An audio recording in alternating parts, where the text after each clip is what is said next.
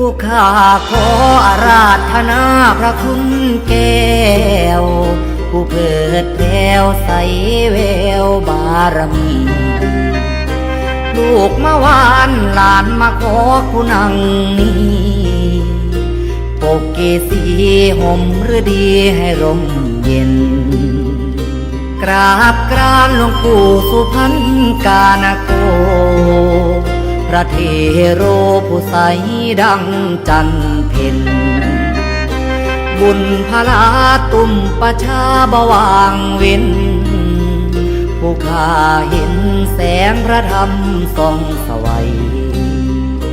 หลวงปู่ใหญ่เมืองศรีสะเกษเขตคันตำบลทานอำเภอขุนหารกำปายท่านเจ้าคุณญาณวิเศษผู้เขตคายสถิตในวัดป่าสัมตาโตง